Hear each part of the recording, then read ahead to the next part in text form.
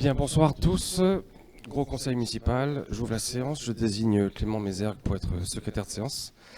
Absent excusé ayant donné délégation de pouvoir, Audrey Combi a donné pouvoir à Serge Flao, Philippe Girard a donné pouvoir à Joël Massy, Frédéric Malville a donné pouvoir à Sophie Carrère, Marine Guerriac a donné pouvoir à Virginie Vidorita, Chantal Caro à Anne-Marie Sarrazin et Brigitte Nabé-Girard à moi-même. Y a-t-il des remarques au sujet du procès-verbal de la dernière séance du Conseil du côté d'Au Cœur d'Ison? C'est impeccable. Bonsoir Natacha, merci du retard. Prévenu. Le procès-verbal est donc approuvé. Les registres vont circuler pour signature. Je vous remercie. Et donc j'attaque ce conseil municipal d'abord par quelques mots d'information. Je me sens obligé de le faire compte tenu de l'actualité. Au sujet de la fermeture donc du pont du Bois, qui me pourrit la vie depuis 2 semaines. Bon, vous savez que c'est un pont qui est en fin de vie, qui date du 19e siècle, qui appartient au département, qui a donc décidé, le département, sa fermeture définitive en raison d'un danger grave, voire imminent, et puis c'est une cavité à l'intérieur qui s'est creusée, et ce pont n'est donc plus empruntable. On a organisé une réunion publique en urgence le 17 septembre, à laquelle les Isonnais ont répondu en masse. C'était une réunion assez houleuse, assez tendue. J'ai pas passé un bon moment, personnellement. Je ne m'attendais pas à ce que ça se passe bien, mais c'est une réunion au cours de laquelle les mécontentements se sont exprimés avec beaucoup de vigueur. Voilà.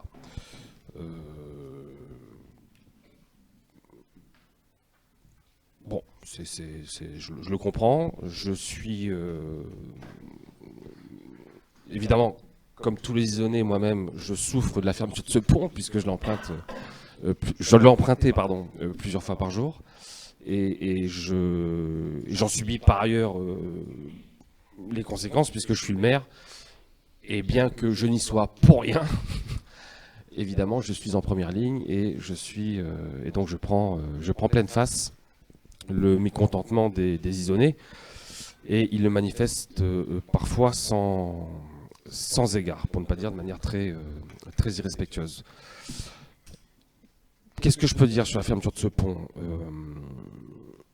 J'en subis les conséquences pires que les autres. Les élus en subissent les conséquences pires que les autres. Inévitablement, on a dû mettre en place des voies des déviations.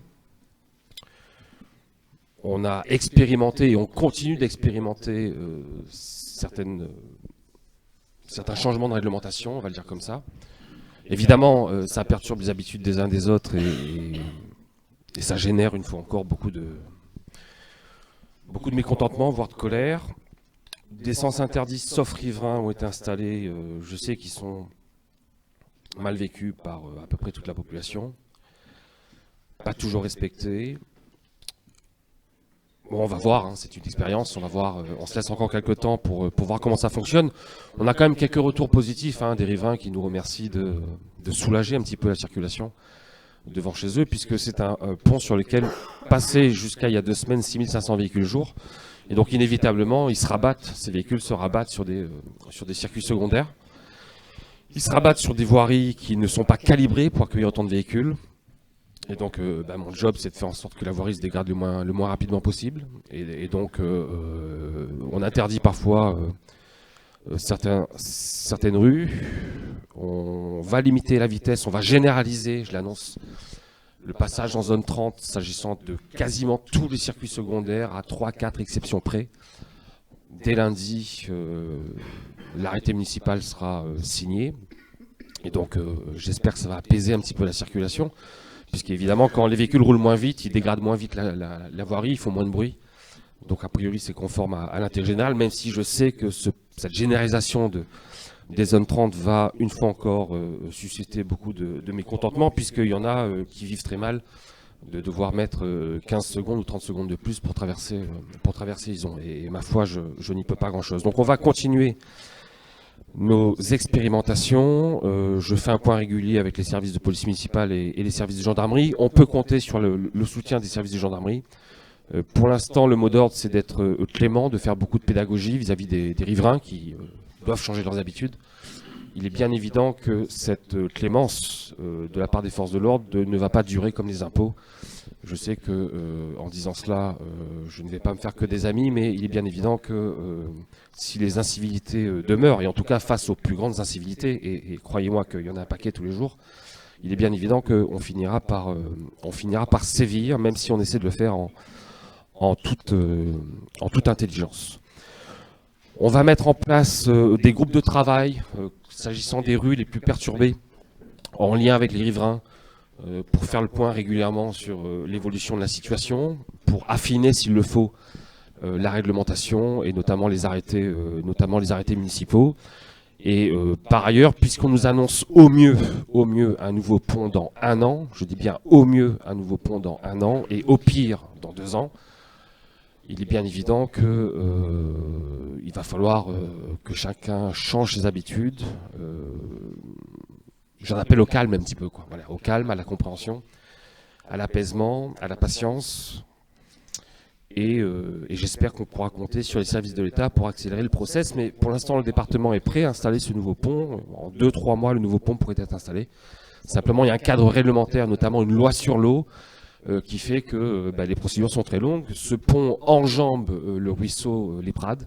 Et parce qu'il enjambe un ruisseau, parce que c'est un cours d'eau, nous sommes contraints de procéder notamment à une étude environnementale 4 saisons, ce qui explique la longueur du process. Voilà, donc j'en appelle à la patience et à la compréhension de chacun, au civisme de tous, et je nous souhaite collectivement bien du courage, parce que ça sera compliqué, les 12-18 mois qui arrivent vont évidemment être très compliqués. Je ne souhaite à personne de vivre ce que je vis depuis 2 semaines, c'est-à-dire qu'il n'y a pas un jour, pas une journée où je ne me fais pas au mieux alpaguer, au pire insulter, lorsque je croise des isonnés, que je les croise au supermarché ou devant la mairie, que je sois avec mes enfants ou seul, ils ne font absolument aucune différence. Et croyez bien que c'est littéralement insupportable de faire face à autant d'agressivité. Voilà, je me devais de faire ce petit point au préalable et maintenant on enchaîne sur... S'il vous plaît. Je vous en prie, Mme Carrère, je vous en prie, pardon. Je voulais vous remercier d'avoir organisé cette réunion aussi rapidement après la fermeture du pont. Cette réunion, j'étais présente, et était effectivement très virulente, des propos inadmissibles, très irrespectueux, et même si on comprend les désagréments de chacun. Et donc, on vous soutient complètement dans la démarche. Et on voulait aussi remercier la police municipale qui fait vraiment œuvre de pédagogie pour expliquer et expliciter aux riverains et aux automobilistes les démarches et ce qui va être mis en place au fur et à mesure. Donc voilà, merci et on vous soutient. Merci beaucoup, Mme Carrère, de votre empathie. Merci bien. On attaque donc les délibérations à l'ordre du jour. On démarre par un gros sujet. C'est pas vraiment une délibération, c'est davantage un débat qu'une délibération, à savoir l'adoption du PADD, projet d'aménagement et de développement durable, de la CALI dans le cadre du futur PLUI, plan local d'urbanisme intercommunal HD Habitat et développement. Merci. Principalement mobilité. Et évidemment, c'est un document très important qui mérite un débat. Je précise immédiatement que le débat a eu lieu, le débat a commencé en tout cas en commission. Il ne s'agit pas de voter pour ou contre le PADD du PLUHD, il s'agit simplement de créer les conditions d'un débat, sachant que c'est évidemment un document d'urbanisme essentiel pour les 10-15 ans qui viennent. Non pas seulement pour la commune d'Ison, mais d'une manière plus générale pour la communauté d'agglomération du Libournais. Ce PADD constitue une étape majeure du PLUI HD. C'est vraiment le document qui synthétise les principales orientations du développement du territoire pour les années à venir. et il est absolument essentiel qu'on en ait bien conscience. Je précise immédiatement que ce projet de PLU intercommunal était un projet de mandat qui était affiché au niveau intercommunal, au niveau de la CALI, dès le début du mandat, sachant que nous, à Ison, au niveau communal, parallèlement à ce chantier intercommunal, on nous a fait injonction de réviser notre PLU communal cette fois-ci, si bien qu'il y a une espèce de superposition des procédures entre, d'une part, nos travaux s'agissant de la révision du PLU et d'autre part, la construction de ce PLU intercommunal à l'échelle de la CALI. On pouvait être sceptique en début de mandat sur les chances d'adoption d'un PLU intercommunal en si peu de temps. C'était sans compter sur le volontarisme du président de la CALI, Philippe Buisson, et du vice-président en charge de l'urbanisme, Jacques Legrand, le maire de Vert, qui ont beaucoup travaillé. Et on en est aujourd'hui quasiment en fin de mandat et on est sur le point, effectivement, de pouvoir adopter ce PLU d'ici la fin 2025, si bien qu'il y a un télescopage des calendriers entre la révision de notre PLU communal, le PLU d'Ison, et l'adoption du PLU intercommunal. Je me dois donc, à titre préalable, à titre liminaire, de faire une petite mise au point sur ce télescopage et de faire part aux Isonnais de la solution, de la position qui a été adoptée de manière consensuelle par tous les élus du conseil municipal d'Ison. Cette position est la suivante. Puisque télescopage, il peut y avoir. Je dis télescopage, c'est vraiment un télescopage de procédure, c'est pas un télescopage de normes, c'est pas un télescopage de réglementation, puisque nous avons la garantie que ce que l'on va décider, s'agissant du PLU communal, municipal, sera repris in extenso, à minima à 97-98%, au sein du PLU de la CALI. Donc c'est pas vraiment un télescopage de normes, c'est davantage un télescopage de procédure. Pour régler ce télescopage de procédure, il a été décidé en quelque sorte d'appuyer sur le bouton pause à l'échelon municipal pour les 3-4 mois qui viennent, de regarder si le PLU intercommunal est sur la bonne voie, et on aura, je pense, une réponse, on franchira, je l'espère en tout cas, une étape décisive d'ici 3-4 mois. Si on voit que ça bloque en début d'année, à ce moment-là, on rappuie sur lecture au niveau municipal et on continue nos travaux s'agissant de la révision du PLU d'Ison. J'insiste néanmoins pour dire que les travaux que nous avons faits, les travaux que nous avons réalisés de manière très consensuelle au niveau communal, au niveau municipal, ce que l'on souhaite s'agissant du devenir, du développement urbain, disons, sera repris dans le PLU intercommunal de la CALI. Voilà. Il n'y aura pas, on ne va pas se faire manger par la CALI comme je peux l'entendre de temps en temps. Ce qu'on a décidé pour Ison en tant qu'élus municipaux figurera dans le futur PLU intercommunal. La seule question qui se pose, c'est quand est-ce que ce PLU intercommunal verra le jour, quand est-ce qu'il sera adopté. S'il est adopté d'ici 1 an, il est inutile qu'on adopte, nous, un nouveau PLU à l'échelon municipal, puisque de toute façon, il deviendrait, par la force des choses, caduc. Il serait d'un niveau hiérarchique inférieur au PLU intercommunal, et donc il n'aurait plus de raison d'être. Si, au contraire, ce PLU intercommunal est adopté dans quelques années, dans la mesure où il est impérieux que l'on modifie notre PLU communal, on va reprendre nos travaux et on fera en sorte d'adopter notre PLU, la révision de notre PLU, avant la fin de ce mandat, c'est-à-dire grosso modo à l'hiver 2025. Est-ce que j'étais assez clair, ou juste à titre liminaire, là vraiment, avant qu'on aborde le débat en tant que tel sur le PLU IHD, est-ce que vous avez des questions peut-être sur ce chevauchement des procédures de révision du PLU, disons, et d'adoption du PLU intercommunal? Est-ce que c'est à peu près clair pour tout le monde? Très bien, je vous remercie. On attaque donc le débat, si vous le voulez bien, sur ce PLUI, sur le PADD de ce PLU intercommunal, qui, vous le savez, est orienté au cours de 3 axes. Premier axe, renouer avec les composantes fondamentales de l'environnement, qui n'est pas sans nous rappeler le PADD qu'on a adopté dans le cadre de la révision du PLU d'Ison. Le deuxième axe, repenser l'attractivité démographique et résidentielle du territoire. Et le troisième axe, enfin, conforter et équilibrer les bassins de vie et d'emploi du territoire. Je vais vous présenter très sommairement ces 3 axes, évidemment très sommairement pour ne pas vous assommer. Je vous demande simplement de penser que ce PADD est intercommunal et donc il faut qu'on pense intercommunal. Il faut qu'on prenne l'habitude de penser structuration du territoire à l'échelon intercommunal, mais de raisonner local, de raisonner communal.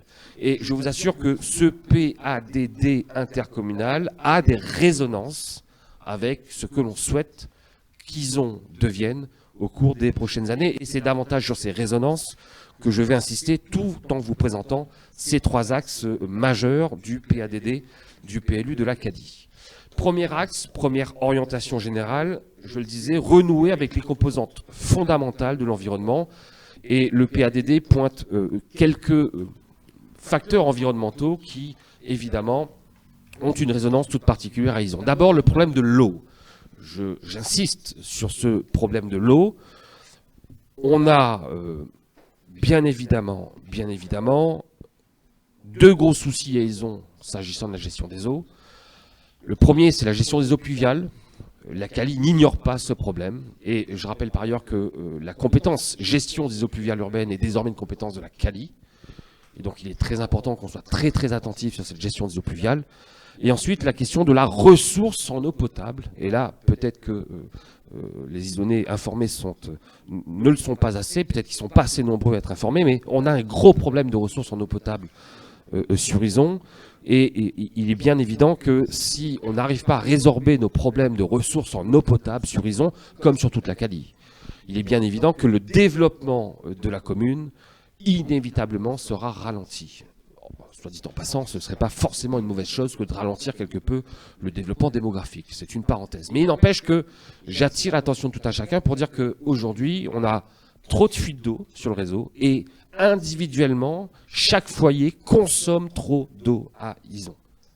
Voilà, j'insiste pour dire qu'aujourd'hui, on ne peut plus se permettre d'avoir des comportements avec l'eau potable qui sont les comportements qu'on avait librement, sans difficulté, il y a encore quelques années. On ne peut plus se le permettre et il est bien évident que des choses vont devoir changer. Alors vous avez peut-être vu qu'à ISON dernièrement, des lourds travaux ont été entrepris par le SIAPA, notamment sur l'avenue de Portès, pour précisément résorber une partie des fuites qu'on a sur ISON.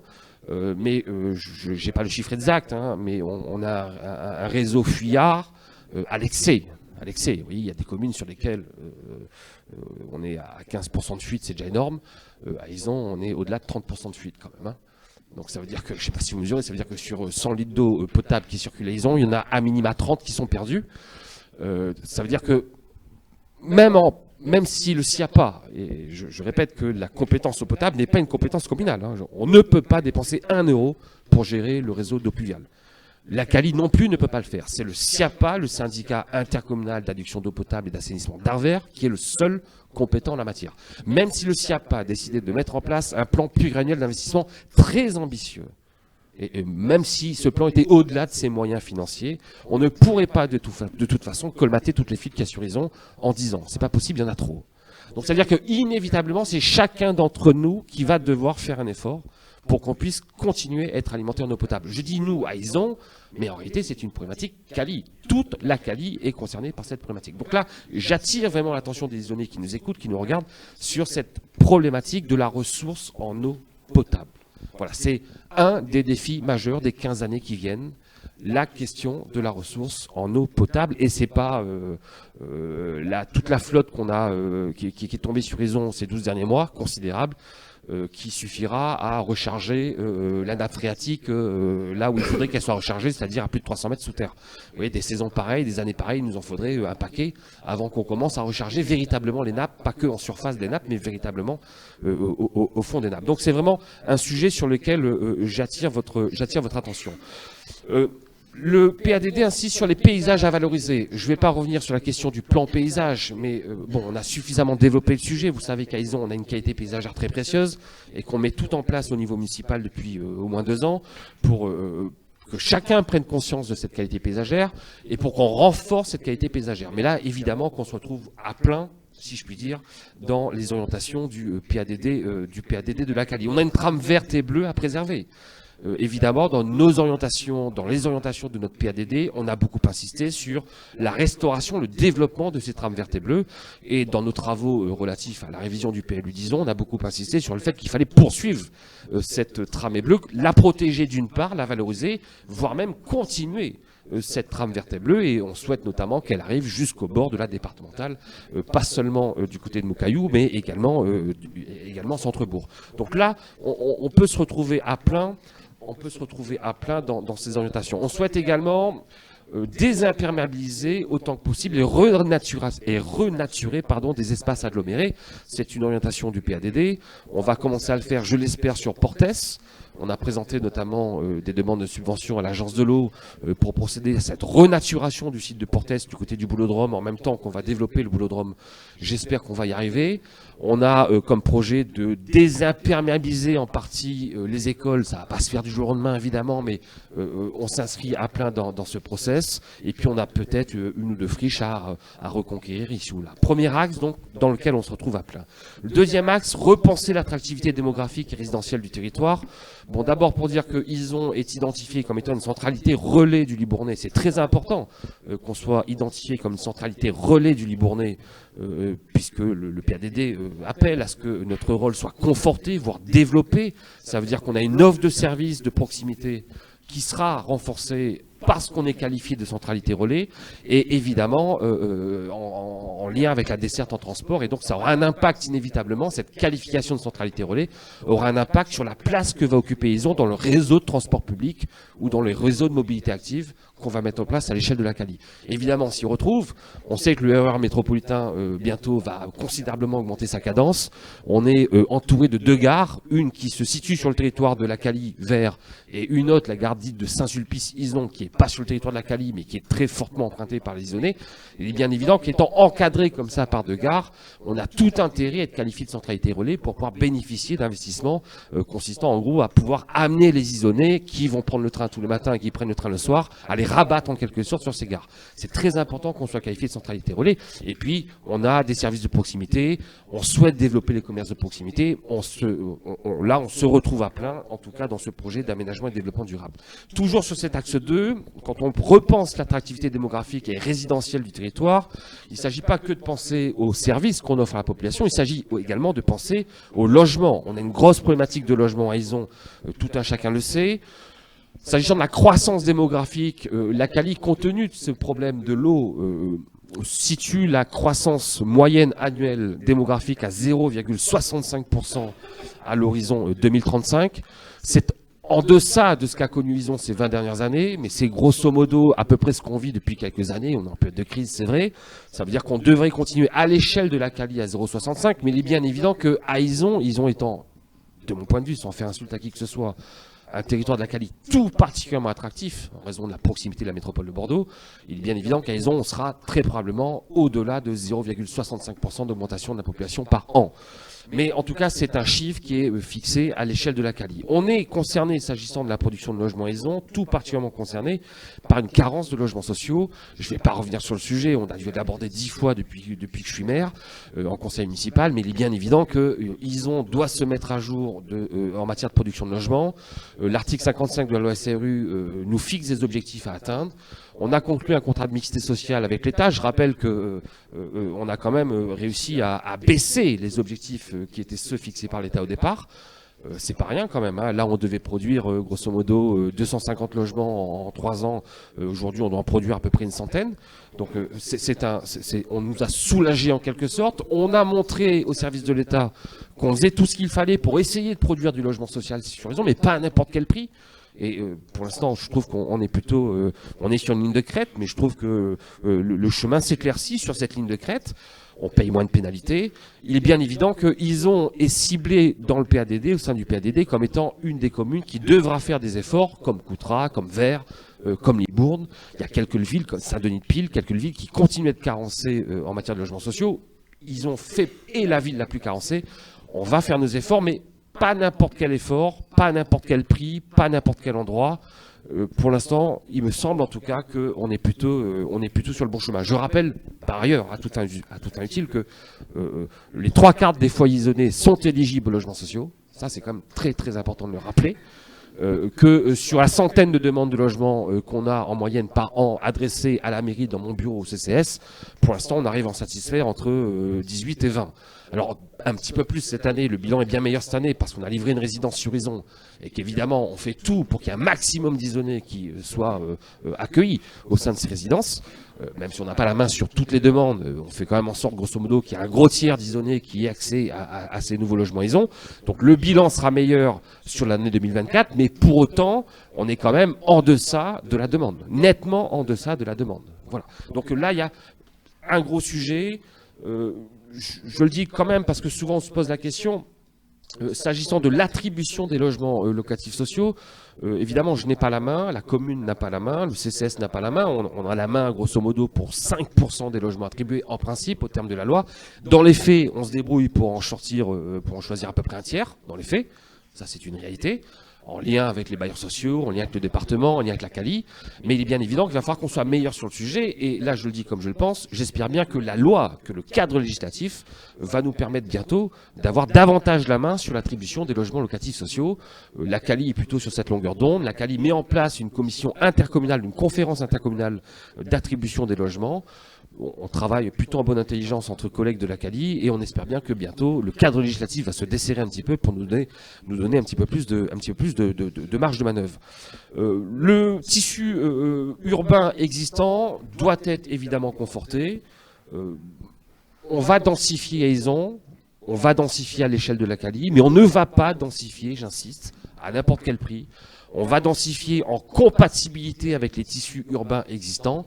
Là où il y a du tissu pavillonnaire, par exemple à Ison, on va pas mettre des barres comme j'entends parfois. Vous voyez, on va pas monter R+4. Non, on se contente de R+1. On va mettre du R+2 là où ça n'embête personne, là où il n'y a aucune visibilité sur les voisins. On est obligé de densifier parce qu'il faut qu'on cesse d'artificialiser des zones naturelles. C'est plus possible. Hein. On a bétonné 5 fois la Gironde depuis que je suis né. Je ne sais pas si vous vous rendez compte, la Gironde c'est le plus grand département de France. On a bétonné 5 fois la Gironde. On a artificialisé l'équivalent de 5 fois le département de la Gironde depuis que je suis né. C'est-à-dire qu'à ce rythme-là, si on continue comme ça, mes petits-enfants, si j'en ai un jour, ben, il n'y aura plus d'espace naturel. Donc on ne peut plus continuer à consommer de l'espace comme on le consommait avant. Bien évidemment, le PADD reprend cette directive qui, au demeurant, n'est pas une directive territoriale, c'est une directive nationale. C'est la loi qui, aujourd'hui, nous interdit, qui limite l'artificialisation, l'urbanisation des zones agricoles et des zones naturelles. Dans le cadre des travaux de notre PLU communal, on a ciblé des parcelles qui avaient vocation à devenir constructibles. On n'a pas été trop gourmand. D'autres, au contraire, qui l'étaient, redeviennent agricoles. On a fait en sorte de se rapprocher autant que possible des services pour éviter l'étalement urbain tel qu'il a pu se pratiquer ces 30 dernières années sur Ison. Et ça, c'est une tendance qui est nationale. C'est pas propre à Ison. C'est une tendance, évidemment, qui est inscrite aujourd'hui dans le PADD de la CALI. Mais une fois encore, ce n'est pas un choix, c'est un commandement de la loi. On doit préserver des espaces naturels, on doit préserver des espaces agricoles. Axe 3, enfin, conforter et équilibrer les bassins de vie et d'emploi du territoire. Là, l'idée, c'est de parvenir à une espèce d'équilibre des pôles économiques du territoire à l'échelle de la CALI. Grosso modo, pour ceux qui l'ont lu, vous avez bien vu qu'il y a 2 gros projets de zones d'activité économique. Un sur le nord, à Coutras, l'autre sur Vert. Et autour de ces 2 gros projets, on va essayer de structurer un petit peu l'armature économique de la CALI, tout en confortant, j'insiste, tout en confortant des sites économiques intermédiaires. Je pense à Anglumeau, je pense à la Landotte. Bon, il n'y a plus de place à Anglumeau, je dis tout de suite. En tout cas, il n'y a plus de place pour l'activité logistique. Je ne veux plus d'activité logistique à Ison, mais ceux qui sont là sont là. Je suis bien obligé de les assumer, mais je ne veux plus d'activité logistique à Ison. Il y a déjà trop de camions à Ison. La Landotte, il y a eu un projet là de développement d'une zone de cellules artisanales qui est plutôt un succès. On va encore accueillir quelques cellules sur la Landotte, et puis on va s'arrêter là. Mais en tout cas, il va falloir que ce rôle de vitrine économique qu'ont aujourd'hui ces 2 zones d'activité sur Ison perdure, soit conforté, et il est inscrit dans le PADD que ces sites économiques historiques doivent être confortés. J'ajoute que le PADD, enfin, on l'a dit, toujours au titre de l'équilibre des bassins de vie et d'emploi, fait la part belle à la politique de mobilité pour accompagner le développement du territoire. Et voilà, ce que j'ai dit tout à l'heure s'agissant du RER métropolitain, évidemment, ils ont à toute sa place, doit occuper toute sa place lorsque ce RER, le cadencement de ce RER va augmenter. Ça veut dire que dans 15 ans, on peut espérer dans 15 ans un RER tous les quarts d'heure. Je ne sais pas si vous mesurez ce que ça veut dire. Hein. Dans 15 ans, on peut espérer. Dans 10 ans, dans 7 ans, on peut espérer un RER toutes les demi-heures. Dans 15 ans, on peut espérer un RER toutes les 15 minutes. Voilà, ça veut dire que concrètement, pour un étudiant, si je prends le cas d'un étudiant, d'un jeune isonné qui fait ses études sur le campus, ou pour un prof qui va bosser sur le campus, on mettra moins de temps à faire ISON au La Magda, à l'université de Bordeaux. Je mettrai moins de temps à le faire en train que non seulement si je prends la bagnole, mais même si je prends le tramway en habitant à Bordeaux-Centre. Non, mais c'est ça qu'il faut intégrer. C'est-à-dire que je mettrai l'étudiant qui quittera ISON pour aller à la fac dans 15 ans, mettra moins de temps que son collègue d'amphi qui quittera la place Péberlan pour aller sur le même campus, en tramway. Donc c'est ça, il faut vraiment qu'on l'enregistre et qu'on se dise que c'est un élément d'attractivité du territoire. Et en cela, ISON est très bien placé, évidemment, puisqu'on est la commune de la Cali la plus proche de la métropole de Bordeaux. Pour toutes ces raisons, l'attractivité d'ISON ne va pas cesser d'augmenter. Pour ceux qui sont inquiets s'agissant du prix de leur maison, n'ayez aucune inquiétude. Le prix de vos baraques va continuer à augmenter au cours des prochaines années. Il n'y a aucun doute sur le sujet. Aucun doute sur le sujet. Le PADD, enfin, met l'accent sur le développement des cœurs de bourg. Et bon, il y a beaucoup de travail, bien évidemment, mais on s'y attelle. Hein, on souhaite évidemment qu'entre Mocaillou et la future halle commerçante, j'ose encore le dire, même si elle finira peut-être par arriver un jour, l'ex-diagonale, on souhaite évidemment redynamiser, renforcer l'attractivité de ce centre-bourg. Et on s'y attelle, en tout cas on s'y attelle. Évidemment, ça ne se commande pas. C'est plus simple de faire une halle sportive que de ramener des commerces en centre-bourg, mais croyez bien qu'on s'y attelle et on peut être soulagé de ce que le PADD de la Cali mette les cœurs de ville, mette les cœurs de bourg, les inscrivent en tant qu'axe déterminant du développement du territoire. Voilà grosso modo ce sur quoi je veux insister, c'est vraiment des axes majeurs du PADD, du PLUIHD, du futur PLUIHD je l'espère, qui sont en résonance avec ce que l'on vit. Voilà ce que je voulais exposer très sommairement. Et puis maintenant, la parole évidemment est libre et le débat est ouvert. Je vous en prie, Madame Fontaine. Bonsoir. Comme vous l'avez dit, Monsieur le maire, effectivement, nous avons passé de longues heures et riches heures à travailler sur le PLU d'ISON. Peut-être deux ou trois petites remarques concernant ce PADD. Je reviens sur la gare pour commencer. La plus grosse contrainte est qu'elle n'est pas sur notre commune. Comment la Cali va pouvoir avoir une influence sur ce qui se passe à la gare située sur Saint-Sulpice? Alors, d'abord, vous avez parfaitement raison. La gare de Saint-Sulpice-Ison n'est pas sur le territoire des Cali. Elle est sur la commune de Saint-Sulpice. La gare de la Cali la plus proche d'Ison est celle de Vers qui, je le dis quand même, hein, pour ceux des Isonnais qui habitent à l'est. Avant le pont du Champ? Avant le pont du Bois ou après le pont du Bois? Après le pont du Bois, ceux des Isonnais qui habitent à l'est, sur la partie est de la commune, peuvent avoir davantage intérêt à aller à la gare de Vers, à fréquenter la gare de Vers, et il y en a, j'en vois tous les jours, plutôt que d'aller à la gare de Saint-Sulpice-Ison. Donc c'est-à-dire que il ne faut pas résumer l'offre de gare à Saint-Sulpice-Ison. Évidemment, ça reste la gare la plus fréquentée par les Isonnais, mais ce n'est pas la seule, loin de là. Alors, pour répondre à votre question, comment est-ce que la Cali peut s'y atteler? Regardez ce qui se passe aujourd'hui avec le Calibus ou avec le Calivélo. On est bien à Saint-Sulpice, au-delà d'Ison et donc au-delà des frontières de la Cali, et pourtant, la Cali, de manière insuffisante de mon point de vue, mais quand même, la Cali amène le Calibus le 5 jusqu'à la gare de Saint-Sulpice et a installé une borne de vélo Cali à la gare de Saint-Sulpice. Ça veut dire que, s'agissant de rabattre, des techniques de rabattement des Isonnais sur l'offre de gare, la Cali pourra le faire, la Cali continuera de le faire. Je rêve à titre personnel, et on en a parlé plusieurs fois entre nous, et on en a parlé aussi au niveau de la Cali, et je crois que ça arrivera un jour. La question c'est quand? Je ne le dirai pas demain. Je rêve à titre personnel d'une navette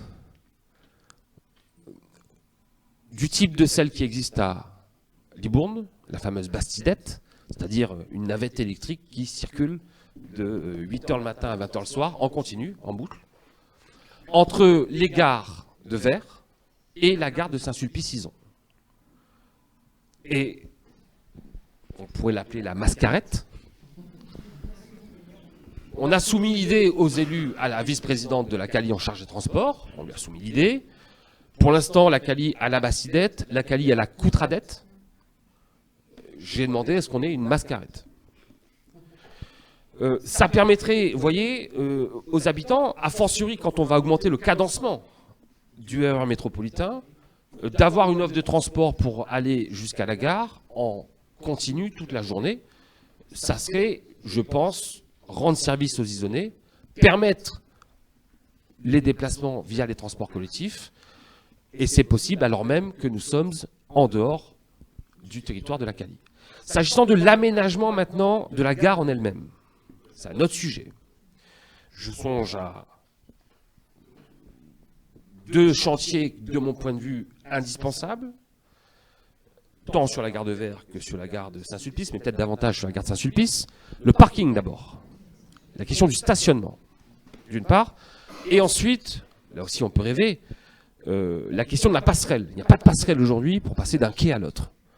Si bien qu'on doit faire tout le tour, quand on est prudent, et quand on est moins prudent ou quand on est gamin, et on l'a tous fait gamin, on traverse. Et on passe sur le quai de face.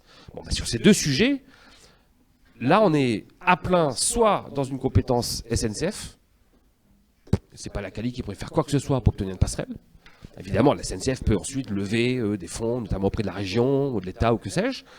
Et s'agissant de l'aménagement des parkings, on est à plein sur une compétence partagée entre la SNCF et la région. Et donc là, CALI ou pas CALI, au niveau régional, vous voyez, à l'échelon régional ou à l'échelon de la SNCF, quand ils observent la ligne, ils savent très bien que la gare de Saint-Sulpice, comme la gare de Saint-Loubès au demeurant, fait partie de ces gares qui devront de toute façon faire l'objet d'investissements massifs. Le fait, autrement dit, que la gare de Saint-Sulpice n'appartienne pas à la CALI n'y change pas grand-chose. Voilà. Là où la CALI pourrait servir, être un levier intéressant peut-être, c'est si demain la CALI décidait par exemple de constituer, d'apporter des subventions d'investissement à ces différents chantiers. La question qu'on peut se poser, c'est est-ce que si par exemple c'est un chantier à 5 millions sur Saint-Sulpice, comme ce serait un chantier à 5 millions sur Vers, peu importe, si la CALI amenait 1 million de subventions à Vers, est-ce qu'elle pourrait faire la même chose sur Saint-Sulpice? Là j'ai un gros doute, dans la mesure où Saint-Sulpice n'appartient pas à la CALI, mais une fois encore, on peut aussi négocier un échelon intercommunal de manière interco, de manière très intelligente. On peut réfléchir à une échelle interscot, parce que non seulement Saint-Sulpice n'appartient pas à la même agglo, mais en plus n'appartient pas au même schéma de cohérence territoriale. Mais des schémas interscot, il en existe.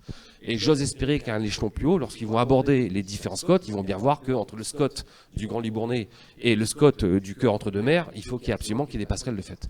Donc ça nous dépasse un petit peu. Mais en tout cas, je reste optimiste. Voilà. Mon message, c'est de vous dire, certes, c'est pas de la compétence de la CALI, certes, ce n'est pas visé par le PLUiHD, mais je reste optimiste et je suis plutôt confiant en l'avenir.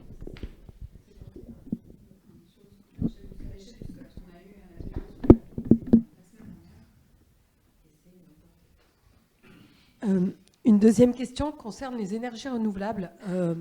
Dans le PADD, il est fait mention en particulier du photovoltaïque. Quand nous avons travaillé ensemble, nous avons à plusieurs reprises évoqué la géothermie sur Ison. Il n'y a rien dans le PADD à ce niveau-là. Pensez-vous qu'il y ait moyen de l'ajouter? Non, c'est pas que. D'abord, je pense qu'il y a moyen de l'ajouter, mais pas dans le PADD, puisque là, le PADD, c'est celui qu'on vous propose là, et on va pas faire un nouveau PADD, vous l'entendez. En revanche, je pense que ce n'a rien de rédhibitoire. Je suis même pas certain que ce soit utile, en fait. C'est-à-dire que la géothermie ne suppose pas des autorisations d'urbanisme comme le photovoltaïque. Oui, alors, je ne pense pas que ça apporte grand-chose. Alors, ce serait un affichage intéressant, mais ça n'empêche aucunement le développement de la géothermie. Là, dans le cadre de... on est en train d'essayer de dessiner à l'échelon de la CALI non, pas les zones d'accélération des énergies renouvelables, le plan énergie-climat. Voilà. Donc là, Laurent Camabon, vice-président à la transition écologique de la CALI, s'y attelle. Le chantier a été lancé il y a 3 semaines en conférence des maires. Il y a des ateliers qui vont être conduits là d'ici la fin de l'année. Vous serez conviés d'ailleurs, vous, élus communaux, élus municipaux, ceux qui sont intéressés en tout cas au sujet, seront conviés à ces ateliers. Il est évidemment envisagé, en matière de développement des énergies renouvelables, il est évidemment envisagé d'avoir recours à la géothermie. Et pas que photovoltaïque, loin de là. Et dernier point, vous nous garantissez que le travail qu'on a fait ensemble en concertation au niveau du PLU sera entièrement repris. Quelle garantie? Alors, d'abord, je réponds à votre question. Je le garantis, oui. Et je garantis qu'il sera repris, je vous l'ai dit en commission, je crois, à 97% à minima. Voilà, si on peut viser 100%, on visera 100%, mais il est possible que sur quelques... je pense au règlement écrit notamment, principalement au règlement écrit. Ce que je peux garantir, c'est que le règlement graphique de notre PLU sera repris à 100%. Là, je peux le garantir. S'agissant du règlement écrit, je n'exclus pas qu'à la marge, de manière infinitésimale, à 2-3%, il y ait des différences d'écriture. Par exemple, notre conception de l'annexe, je prends souvent cet exemple, on a passé beaucoup de temps en commission sur la définition d'une annexe, celle qu'on le souhaitait, disons. Je ne suis pas certain qu'ils reprennent notre définition à la virgule près. Je ne peux pas le garantir. La Cali, c'est 45 communes. Ça veut dire qu'il faut accorder 45 communes sur une définition de l'annexe. Vous voyez ? En revanche, pour le reste, s'agissant des grands zonages, sur le PLU, sur le règlement graphique, comme sur ce que l'on accepte ou ce qu'on n'accepte pas à Ison, je peux vous garantir que ce sera repris. C'est une bonne nouvelle.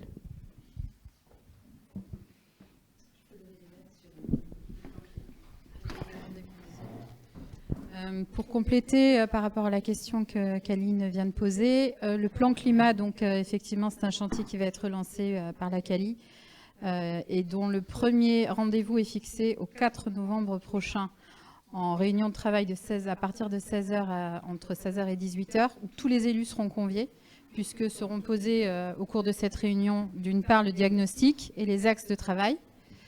La seconde réunion aura lieu le 25 novembre prochain, toujours sur les mêmes créneaux horaires, on vous précisera les lieux par la suite, mais effectivement, tous les élus et un maximum d'élus sont conviés pour venir s'exprimer sur ce volet du plan climat que nous devons construire à l'échelle de la Cali. Et enfin, un deuxième atelier stratégique viendra clore le travail de structure, on va dire, du plan climat le 9 décembre pour dessiner une trajectoire plan climat 2025-2030 à l'échelle de la Cali. Voilà. Merci de ces précisions, Caroline. Y a-t-il des prises de parole encore au sujet de ce PAD? Je t'en prie. Un micro, s'il te plaît. Un micro, s'il te plaît. J'aurais voulu juste avoir une précision sur ce que tu as dit concernant l'eau. C'est un domaine quand même très important et je me dis que même s'il y a quelques incivilités au niveau de la consommation d'eau à Ison, c'est certainement pas le nœud du problème. Est-ce qu'on a un état de distribution de l'eau qui est un peu comme l'état du Pont du Bois, c'est-à-dire que j'ai entendu dire que beaucoup de communes perdaient des milliers et des milliers de litres d'eau par un état de vétusté des tuyaux qui amènent cette eau. Alors, est-ce que ça vient pas aussi un peu de là, ou est-ce que ça vient peut-être des industries d'Anglumeau ou d'ailleurs qui consommeraient plus d'eau que d'habitude? Mais j'avoue que je n'ai aucune réponse à ça. Alors, d'abord, je l'ai dit tout à l'heure, mais il faut être attentif quand je parle. La première cause, effectivement, c'est le réseau fuyard. On a énormément de fuites sur le réseau d'eau potable. Donc oui, on a un réseau qui est dans un état lamentable. Lamentable. Faute d'entretien. Non, c'est de la compétence du SIAPA, le syndicat intercommunal d'adduction d'eau potable et d'assainissement d'Arvers. Et je disais tout à l'heure que quand bien même le SIAPA développerait des trésors d'ingénierie pour engager un plan d'investissement très ambitieux, et je le souhaite, je souhaite que ce plan d'investissement ambitieux finisse par voir le jour, ce n'est pas encore le cas, il n'empêche qu'on n'y arrivera pas avec nos seuls investissements. Ce n'est pas possible, on n'aura jamais la surface financière nécessaire pour refaire tout le réseau d'assainissement d'eau potable. Ce n'est pas possible. Ce n'est pas possible. Donc ça veut dire qu'inévitablement, il va falloir quand même qu'on change des comportements individuels. Je ne jette pas la pierre sur qui que ce soit. Je ne suis pas meilleur qu'un autre, ni moi, ni mes enfants. Nous sommes meilleurs que les autres. Je dis simplement qu'il y a des comportements au sein de chaque famille qui font que, voilà, inévitablement, ça n'aide pas. Et il faudra, là encore, qu'on fasse un effort collectif. On parle d'eau potable, hein. On parle d'eau potable. C'est de mon point de vue, un bien commun. Et c'est un bien absolument vital. Donc, c'est tout. Alors, évidemment, politiquement, il faut être capable de dire aux gens, là, on parle d'un bien vital, et peut-être que ce bien vital coûtera davantage cher demain qu'aujourd'hui. Il faut être capable de le dire politiquement. Mais c'est pourtant une vérité d'évidence. L'élu qui nie que demain l'eau coûtera plus cher que ce qu'elle coûte aujourd'hui, c'est un menteur. On peut changer les modes de gestion, hein. Attention. On peut faire en sorte que ça aille un peu moins nourrir les poches de certains actionnaires et qu'on pense davantage à l'intérêt général. Évidemment, ça c'est une chose. Mais il n'empêche que structurellement, fondamentalement, sur le long terme, l'eau, l'eau est précieuse. On s'en rendait pas compte jusqu'à présent, tellement on en avait. L'eau est de plus en plus précieuse et comme chacun sait, ce qui est précieux est cher. Oui, mais alors, est-ce logique que l'eau de la ville vienne alimenter les douches et les toilettes dans les maisons? Est-ce qu'on va rester comme ça? Il faut plus prendre de douche pour économiser l'eau?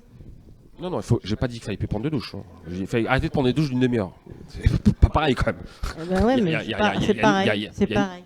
Non, ça n'a rien à voir. Non, ne pas prendre une douche en 10 minutes ou en 5 minutes. On n'est pas obligé de prendre une douche en une demi-heure. C'est pas pareil. Donc, est-ce qu'il ne faut pas refaire les réseaux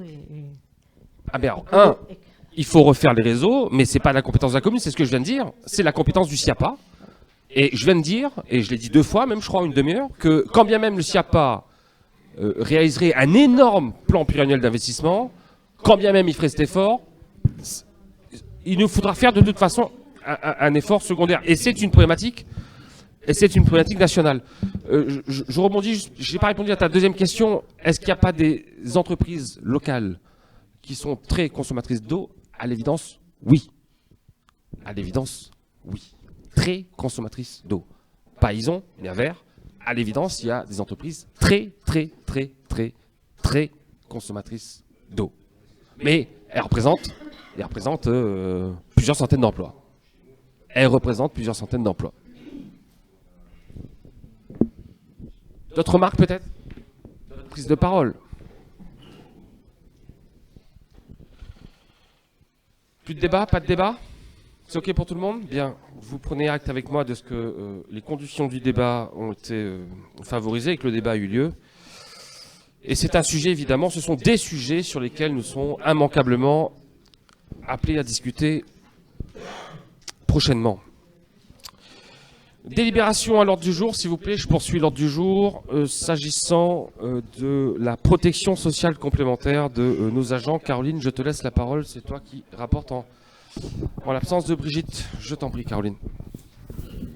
Oui, alors concernant la protection sociale complémentaire pour les risques prévoyance et les risques santé, la loi nous impose par décret depuis 2021 et 2022 de participer, que la collectivité doit concourir à la participation employeur pour le risque prévoyance et le risque santé.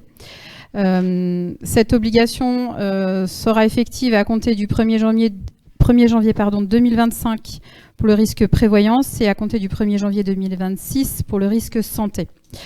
On a sollicité les services du CDG 33 pour nous proposer une offre, on va dire, plus qu'honnête pour les agents de la collectivité, une offre compétitive qui a été présentée en CST et en commission ressources et pour lesquelles nous avons statué favorablement concernant le risque prévoyance et nous avons souhaité statuer différer en fait, sursoir à statuer pour le risque santé, afin de retravailler le sujet, notamment avec la mutuelle communale entre autres, et prendre davantage d'informations puisqu'on bénéficie d'un délai supplémentaire au 1er janvier 2026 pour le risque santé.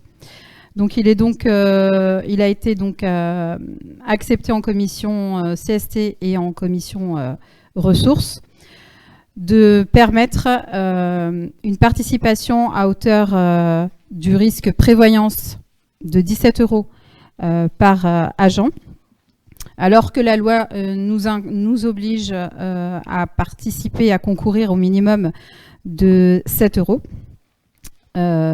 Sachant que pour le risque santé à venir, les crédits seront également inscrits au budget, que ce soit pour le risque prévoyance comme pour le risque santé, les crédits figureront au budget. Et que pour la participation santé à venir, pour laquelle nous n'avons pas encore statué, la participation, et on le redira au moment de vous le présenter en conseil, la participation employeur ne pourra être inférieure à 15 €. Donc le CDG 33 nous a produit une simulation par le biais de Territoria Mutuelle, en vue donc de souscrire une convention de participation pour le risque prévoyance. Et il est donc demandé au conseil municipal de statuer sur cette convention pour le risque prévoyance, puisque pour l'instant nous avons souhaité remettre à plus tard la décision sur le risque santé. C'est OK. Des questions? Avec votre accord? Très bien, je vous remercie. Caroline, tu gardes la parole, s'il te plaît, s'agissant de création d'emplois pour accroissement temporaire d'activité. Je t'écoute. Oui, chaque année, la commune d'Ison recrute des agents contractuels de droit public pour assurer des tâches occasionnelles ou renforcer notamment les équipes. Notamment, on a pu le connaître dans le contexte sanitaire Covid.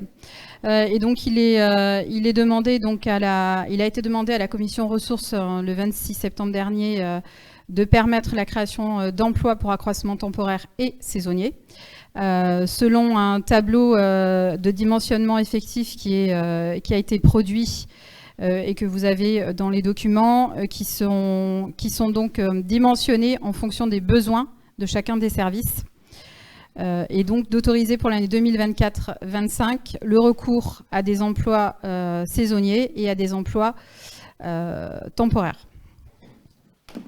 Avec votre accord? Très bien, je vous remercie. Tu poursuis, Caroline, s'il te plaît, s'agissant de la création de 7 postes. Alors là, il s'agit d'une régularisation, allons-nous dire, parce que ce ne sont pas des nouveaux postes que nous créons. Ces postes existent, ces PEC sont déjà dans la collectivité. C'est une convention à renouveler. Donc il a été présenté en CST et en commission ressources, toujours le 26 septembre dernier pour la commission ressources, d'autoriser la création de 7 postes dans le cadre du dispositif Parcours Emploi Compétences, donc le PEC.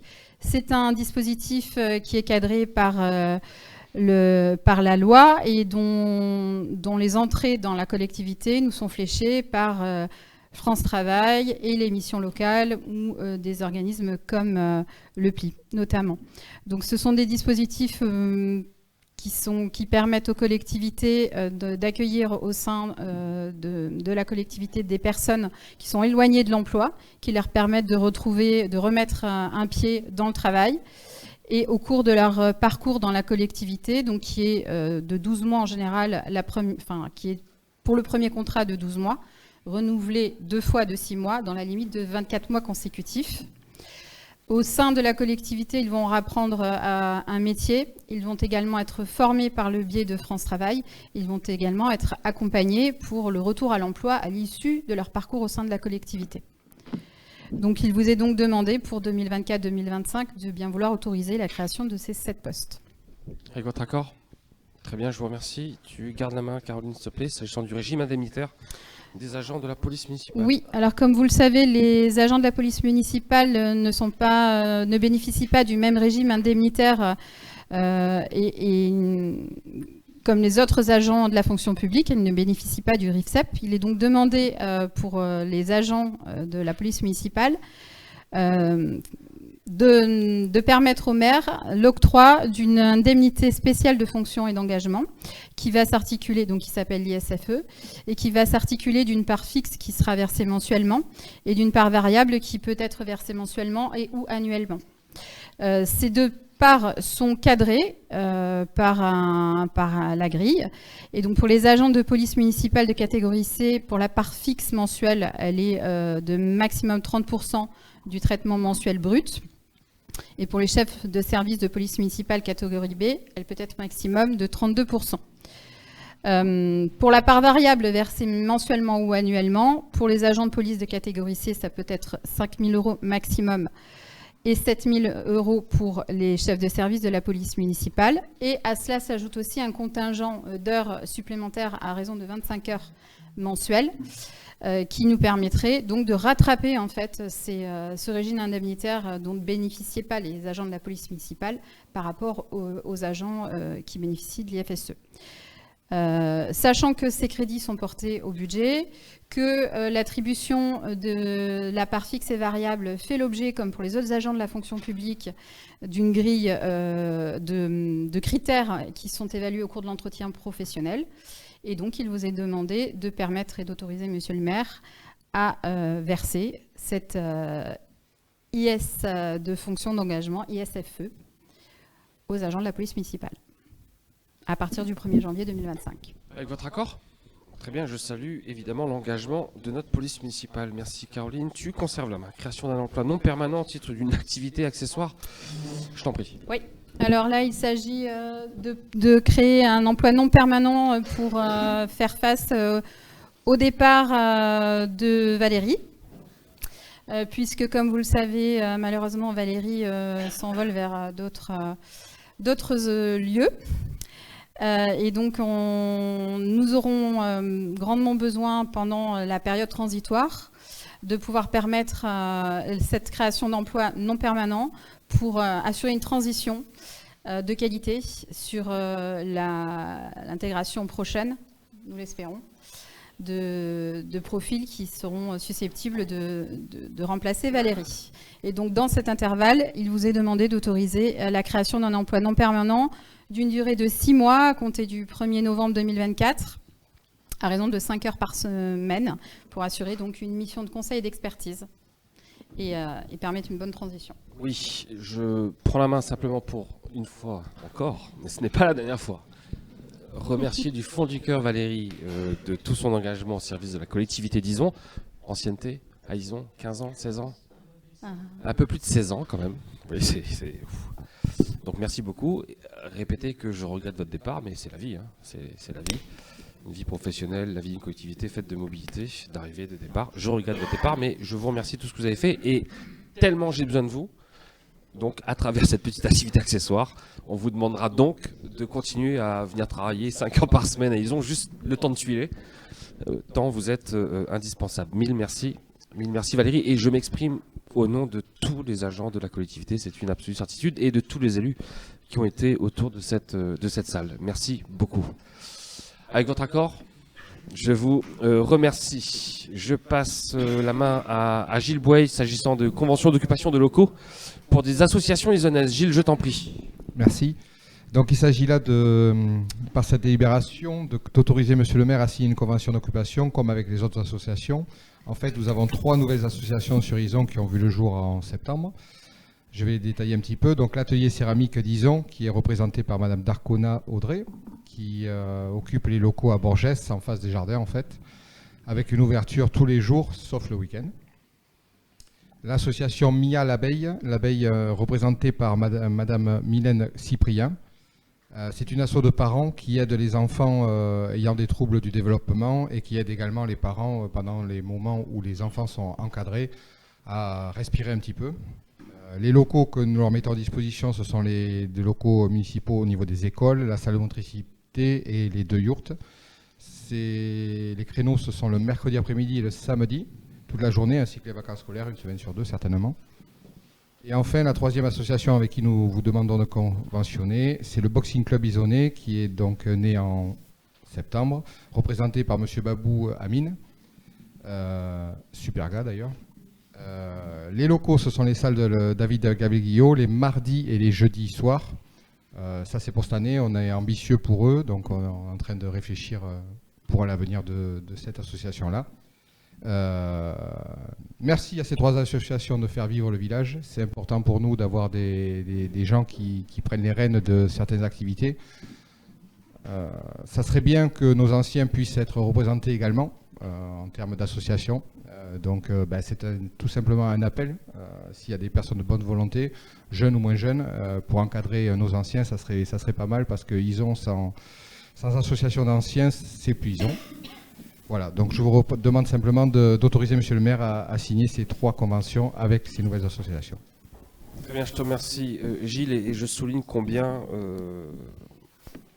on met un point d'honneur depuis que nous sommes élus à accompagner et à valoriser les initiatives associatives. Tu l'as dit, la qualité de vie à Ison, la qualité de l'accueil isonnais est en grande partie due au tissu associatif, et à chaque fois qu'une nouvelle association se constitue et qu'on est en capacité de l'accompagner et que ça fonctionne et que c'est populaire et qu'il y a du monde, je suis évidemment le plus heureux des maires. Merci Gilles. Avec votre accord pour ces 3 conventions? Très bien, je vous remercie. Caroline, tu reprends à la main, s'il te plaît, où je fais une convention de délégation entre Ison et l'Acadie. Oui, une convention de délégation concernant les mobilités et les mobilités durables, considérant donc la volonté politique de notre municipalité à encourager la pratique de mobilité durable, et qui sont un enjeu environnemental et économique. Nous accompagnons et nous souhaitons encourager donc les démarches entreprises par l'Acadie sur le déploiement de scooters électriques en libre service. Et donc, il a été formalisé par une convention des modalités d'occupation du domaine public. L'Acadie, après avoir fait l'AMI, nous demande d'accueillir ces scooters électriques sur la commune d'Ison, et dans un premier temps, donc, de signer cette convention de délégation pour le choix de la société, et par la suite, donc, de signer également un droit d'occupation du domaine public pour les positionnements des 2 scooters. Précisant qu'il ne s'agit pas de stations d'accueil électriques, c'est sur le même principe que les vélos actuellement sur le parc isonnais. Ce sont des scooters électriques à batterie qui seront changés par la société iDog. Donc, il vous est donc demandé dans un premier temps d'autoriser la convention avec l'Acadie et iDog, et dans un second temps, d'autoriser l'occupation du domaine public. Donc les 2 sites seront sur la mairie, le parking de la mairie à côté des vélos. Et le second site, c'est celui d'Anglumeau, à côté des vélos également, devant l'usine entre Souchon et Discac. Merci. Des questions? Non, je remercie l'Acadie de cette politique intercommunale de développement de l'offre de transport. Ce n'est qu'un début, j'espère que ça va se développer. Vous avez bien compris qu'on avait 2 délibérations donc en une. Ok, je peux passer les 2 en même temps avec votre accord? C'est ok pour tout le monde pour ces 2 délibs? Oui, je t'en prie, le micro. Le micro, s'il vous plaît. La question qu'on pourrait se poser par rapport à ça, c'est pourquoi on ne demanderait pas en même temps pour les trottinettes électriques? C'est une bonne question, je la relirai. Pas de problème, ça peut faire débat. En tout cas, là, on a trouvé un opérateur sur du scooter électrique. On n'a pas trouvé d'opérateur sur les trottinettes, mais pourquoi pas, ça pourrait être... En tout cas, ça pourrait répondre à une demande. C'est pas sans danger, quoi. Enfin, c'est pas sans danger, c'est pas sans inconvénient, on va le dire comme ça. Pas forcément sur Ison, mais en milieu davantage urbanisé. Je songe à Libourne en particulier. En tout cas, typiquement sur Bordeaux, c'est pas toujours bien vécu par les piétons notamment. Voilà. Ou les automobilistes. C'est ok pour tout le monde. Je peux je passe ces 2 délibes au vote avec votre accord. C'est ok, unanimité. C'est parfait. Je vous remercie. Joël, je te laisse la main maintenant. S'agissant de l'instauration d'amendes administratives forfaitaires pour dépôt sauvage et incivilité. Je t'en prie, Joël. Oui, merci. Bonsoir à tous. Il a été constaté malheureusement qu'il y a eu plusieurs dépôts sauvages sur la commune et que ça devient de plus en plus souvent. Donc, il y a une atteinte de la salubrité et de l'environnement. Et dans ce cadre, il a été envisagé la création de tarifs d'amendes administratives qui peuvent avoir un effet dissuasif lors des interventions des agents de police. Et afin de lutter contre ces infractions et de dissuader les auteurs et de permettre aux agents de la police municipale, suite à des constatations des dépôts sauvages, de verbaliser. Donc, un tableau, vous l'avez tous sous les yeux. Ces amendes peuvent être cumulatives en fonction de la situation géographique, du type de déchets et du volume de déchets. Et en cas de récidive aussi. Donc, vous avez le tableau avec plusieurs amendes, je vais en citer quelques-unes. Dans le cas de type de déchets, par exemple, pour tout ce qui est produits chimiques, ça s'élèverait à 300 €. Et s'il y a du volume, on augmenterait cette amende au fur et à mesure. Donc, il est demandé aujourd'hui d'instaurer le principe d'amende administrative forfaitaire, conformément au tableau que vous avez sous les yeux. Des questions, peut-être des réactions? Non, pas de réaction. Monsieur Vessière, vous êtes OK? Le micro, s'il vous plaît, le micro, s'il vous plaît. Ouais, je suis OK sur le principe de l'amende, mais ce qui est insupportable, c'est le comportement du SMICVAL, c'est tout. Voilà ce que je voulais dire. Je partage. Je partage, monsieur Vessière. Je confirme que la politique menée par le SMICVAL est effectivement insupportable. Le comportement, je ne sais pas, mais la politique est insupportable, ça c'est sûr. Mais c'est comme ça. C'est comme ça. Voilà. En tout cas, on crée ces amendes administratives en espérant qu'elles soient dissuasives. Et puis par ailleurs, si elles ne l'ont pas été et qu'on arrive à mettre la main sur les auteurs de ces incivilités, voire de ces délits, ça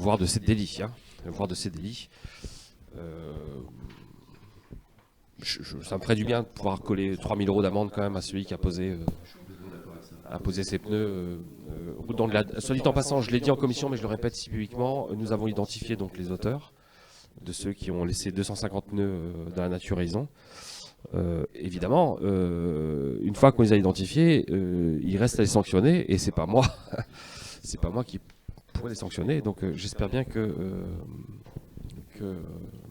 la justice passera, quoi. Voilà. Mais là, déjà on va croiser les doigts pour que ce ne soit pas classé sans suite.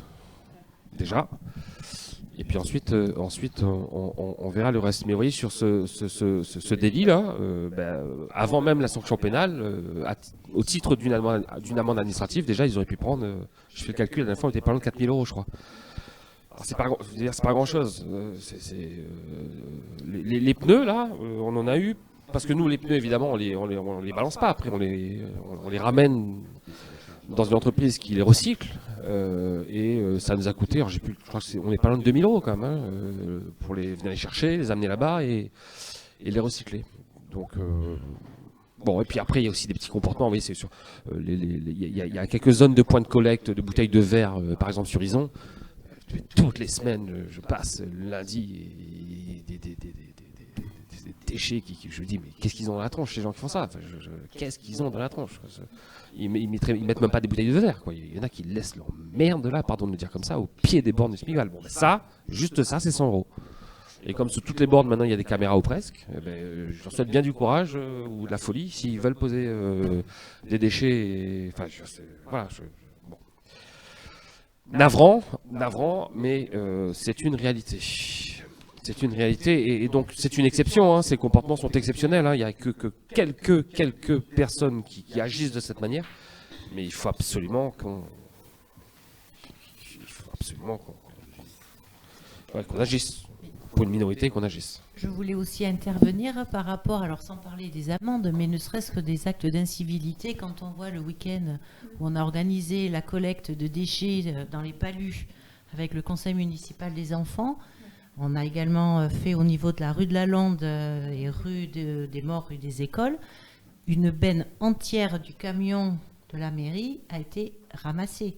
Et on n'a pas eu le temps de finir parce que l'heure tournait, mais ça serait à refaire. Et quand on voit tout ce qu'on a ramassé comme canettes, comme bouteilles de verre, des poches poubelles remplies d'herbes, des tracteurs, des jouets d'enfants, des capots de voitures, enfin on a ramassé de tout. Et ça, c'est pas, ça sera pas puni, mais n'empêche que c'est quand même, ça peut l'être si les gens sont surpris en train de le faire. Et c'est vrai que voilà, c'est rappeler aux gens que les poubelles, on les garde dans sa voiture, on ne les jette pas par la fenêtre et on les jette à la maison. Parce que ça nous semble mais complètement ahurissant. Bien, merci de ce rappel et merci au Conseil municipal des enfants de cette très belle initiative. C'est OK pour tout le monde, je passe au vote, les sanctions administratives là, c'est OK pour tout le monde avec votre accord, unanimité? Très bien, je vous remercie. Autre délibération, s'agissant d'une convention d'implantation d'une ligne électrique souterraine, avenue Général de Gaulle, c'est ça? C'est déjà fait? Oui, c'est déjà fait. Hein. C'est déjà fait, c'est une espèce de régularisation. C'est pour la cantine, pour renforcer le réseau électrique de la cantine. On a procédé aux travaux pendant les vacances. Je n'avais pas convoqué un conseil municipal, vous êtes d'accord avec moi, en plein mois d'août, juste pour une convention avec Enedis. Pour faire les travaux dans l'école. J'ai bien fait quand même de ne pas vous convoquer au mois d'août. Très bien. Avec votre accord, c'est OK? Très bien, je vous remercie. Délibération maintenant, 3 délibérations qui se ressemblent au sujet donc d'acquisition de parcelles de terrain. D'abord une première parcelle que la commune souhaite acquérir avenue du Général de Gaulle au consort Girac.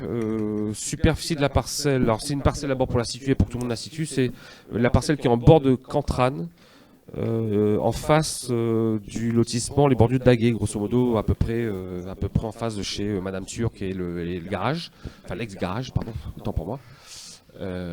Parcelle boisée qui fait à peu près 9000 m². Parcelle qui n'est pas constructible, parcelle qui ne sera jamais constructible, parcelle qui sert à l'expansion des eaux du Cantrane quand le Cantrane est en surcharge. C'est une parcelle sur laquelle on souhaiterait d'abord replanter des arbres qui absorbent un petit peu l'eau quand il y a des surplus d'eau. Et par ailleurs, c'est une parcelle qui pourrait servir de parking, notamment les jours de mariage, de baptême, d'enterrement, quand il y a du monde à l'église. C'est quand même une demande de pas mal d'isolés. Et donc on ferait un parking non imperméabilisé, j'insiste. Hein. Il ne serait pas bitumé, il serait totalement naturel, mais ça pourrait rendre service, sachant qu'il y a déjà un petit pont qui conduit à cette parcelle. Donc voilà, je vous propose donc d'acquérir cette parcelle d'une superficie de 8836 m², pour un prix de 25 000 € auprès des consorts Girac. C'est un projet sur lequel on a également comme ambition, mais là ça ne dépend pas que de nous, de creuser un petit bassin de rétention naturelle un peu plus profond que ce qui existe, parce que une fois encore, quand le Cantrane est en surcharge, ça pourrait nous rendre bien des services d'avoir ce bassin de rétention naturel, cette zone d'expansion naturelle qui correspond au demeurant à une des actions qu'on envisage dans le cadre du plan paysage. Y a-t-il des questions, des remarques peut-être sur ce premier projet d'acquisition de parcelles? C'est OK pour tout le monde, je le passe au vote. Avec votre accord, unanimité, c'est parfait, je vous remercie. Deuxième acquisition de parcelles, cette fois-ci, à l'entrée ouest d'Ison, à la frontière entre Ison et Saint-Sulpice et Camérac, une parcelle d'une superficie de 6351 m² que je vous propose d'acquérir à l'euro symbolique, qui appartient au consort Billac, que je remercie bien chaleureusement. L'acquisition de cette parcelle, là encore, elle ne sera jamais constructible, vise tout simplement à agrandir en quelque sorte le terrain de jeu, je ne sais pas si je peux le dire comme ça, le terrain de jeu de l'association Le Bouchon Isonné. Alors ça ne leur offrirait pas un plan d'eau supplémentaire, mais en tout cas davantage d'espace pour se garer, pour taper la belote ou un petit barbecue le dimanche. En tout cas, on a besoin de cette parcelle pour que voilà, ils soient un petit peu à l'étroit. À l'euro symbolique, évidemment, ça ne coûte rien. Ça nous coûtera quand même en fonctionnement parce qu'il y a quand même un travail. Il faut quand même nettoyer un peu la parcelle. Il y a des arbres qui sont mal en point, mais c'est une parcelle boisée, plutôt intéressante. Et on ne sait jamais, peut-être qu'un jour, le comité d'entreprise, enfin le CSE de Michelin, va vendre son lac, son étang, auquel cas on aura la connexion directe avec l'étang de Michelin. Je rêverais que que le CSE de Michelin un jour nous vende cet étang qui est absolument remarquable. Voilà, donc je vous propose d'acquérir cette parcelle pour l'euro symbolique. C'est OK pour tout le monde, avec votre accord? Très bien, et merci au Bouchon Isonné. Bouchon Isonné qui est vraiment une association phare à Ison, et qui par ailleurs, je le dis devant Anne-Marie Sarrazin en particulier, qui joue vraiment le jeu, Gilles, hein, tu confirmeras, s'agissant des gamins du classe, qui accueille régulièrement ces gamins, et donc c'est vraiment une association qui est très très généreuse, association de pêche, donc le Bouchon Isonné, qui est très très généreuse, et avec qui on travaille en parfaite entente. Dernière acquisition de parcelle, cette fois-ci au consort Hervé. Il s'agit de la parcelle qui est entre le diagonal, l'ex-diagonale et l'allée des pavillons, parcelle boisée, d'une superficie de 9244 mètres carrés, qui appartient donc à M. Frédéric Hervé. Et je me suis mis d'accord avec M. Frédéric Hervé pour autour d'un prix de 50 000 €. Alors c'est un peu plus cher, certes, mais c'est une parcelle sur laquelle on compte une cinquantaine de chênes centenaires. Donc ceci explique le prix de la parcelle. Cette parcelle, je le redis, ne sera pas constructible, elle restera à l'état naturel. Et elle nous servira à faire une espèce de petit parc boisé, à agrandir un petit peu l'allée des pavillons qui est remarquable dans un espace boisé. Il y a certainement un projet paysager de qualité qui verra le jour là-bas, avec peut-être l'implantation de quelques jeux supplémentaires pour les gamins, si bien qu'on ne nous fera pas le procès de perturber la tranquillité de deux riverains. Hein. Je précise qu'il n'y a que deux riverains qui reprochent aux enfants de perturber leur tranquillité. En tout cas, voilà, je pense qu'on a vraiment besoin de cette parcelle. C'est une parcelle structurante pour l'aménagement de l'espace public isolé. 50 000 €, c'est pas donné pour une parcelle en zone naturelle, j'en conviens. C'est 2 fois plus cher que Girac, par exemple, à superficie équivalente, mais c'est pas la même parcelle, elle est bien mieux placée, il y a des chênes dessus, elle est près de l'allée des pavillons, donc on en a absolument besoin. Des remarques, des questions? C'est OK pour tout le monde avec votre accord? Je vous remercie de cette unanimité. Autre délibération, convention tripartite relative aux mesures compensatoires. Donc vous savez que D'Artes, une entreprise spécialisée dans la logistique des vins et spiritueux, s'implante à Ison, zone d'Anglumeau, sur un terrain qui était concerné par une zone humide. On a conventionné avec D'Artes pour qu'ils compensent en quelque sorte sur des zones de compensation parce qu'il y avait atteinte à des zones humides sur Anglumeau. On a conventionné avec eux. Lorsqu'on a conventionné avec eux, on a oublié, c'est une erreur matérielle, on a oublié de préciser dans les délibérations qu'il y avait 2 parcelles, les parcelles BD, non 3, BD 321 et BD 315, donc 2 parcelles pour une superficie totale de 7372 mètres carrés. Non, ça c'est les parcelles de la Cali, c'est OK. Et une parcelle qui appartient à Ison, la BH2 et BH10, pour une superficie de 8550 mètres carrés. En gros, il s'agit de régularisation, j'insiste, il n'y a rien de nouveau. Il s'agit juste de régulariser ce qui a déjà été fait. Voilà. Pas de questions sur le sujet? C'est OK, je la passe au vote. Unanimité, avec votre accord, c'est bon? Merci beaucoup. Un peu de fraîcheur, s'il vous plaît. Je laisse la main à Virginie Vidoretta. S'agissant, on va faire un peu de culture, s'il vous plaît, ça va nous faire du bien. Virginie, je te laisse rapporter au sujet de convention avec des propriétaires pour la pose de panneaux de photos. Je t'en prie, Virginie, tu as la parole. Alors depuis plus de 2 ans, nous avons commencé un projet de valorisation du patrimoine isonnais avec la commission extra-municipale sur le patrimoine.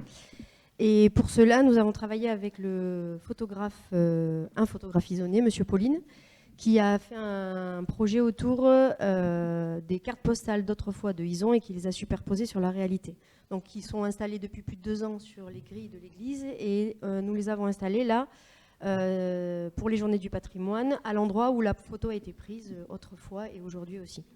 Pour cela, nous avons eu besoin de demander à des particuliers d'accepter les affichages soit sur leur mur ou alors à plusieurs endroits. Donc nous demandons l'autorisation à Monsieur le maire de signer des conventions avec ses propriétaires pour que ces affichages sont implantés et d'autres seront implantés. Et nous invitons aussi tous les Isonnais à venir voir ces beaux affichages et à scanner les QR codes où Mimi Messier a été enregistrée, pour ceux qui la connaissent. Elle a été interviewée par 2 conseillères municipales des jeunes qui l'ont interviewée sur la vie d'autrefois à Ison. Donc si on scanne le QR code, on entend la voix de Mimi qui parle de Ison d'autrefois, les enfants, et aussi un hymne a été écrit par des enfants d'Ison à la médiathèque. Donc il y a plein de choses à écouter en se baladant dans le centre-bourg. Oui, merci beaucoup Virginie. Donc vraiment, j'insiste pour dire que ce projet consistant en gros à confronter Ison d'aujourd'hui et le Ison d'autrefois et à transmettre la mémoire d'Ison. Donc ce projet effectivement qui est né il y a 2 ans est quasiment abouti aujourd'hui et on ne le dit pas assez, il y a par ailleurs, au-delà de ces photos, et je remercie M. Pauline et Virginie, il y a par ailleurs ces petites capsules sonores réalisées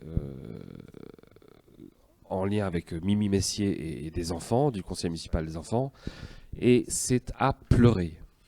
Donc Donc je vous invite vraiment à aller écouter ces bandes sonores. C'est très émouvant d'entendre Mimi Messier conter la vie d'autrefois à des gamins d'aujourd'hui à partir de photos d'autrefois sur lesquelles sont juxtaposées des photos d'aujourd'hui. Voilà, c'est une idée géniale, merci Virginie, et une réalisation, une mise en œuvre absolument remarquable.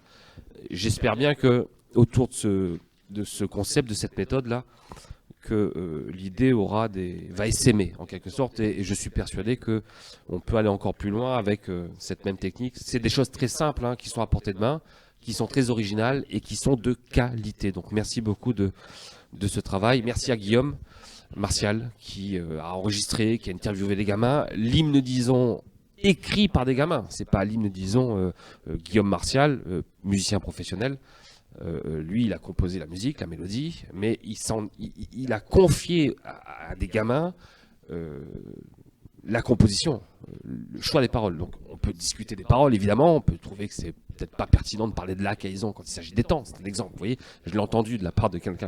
Mais il n'empêche que le texte, la mélodie, la générosité de cet hymne,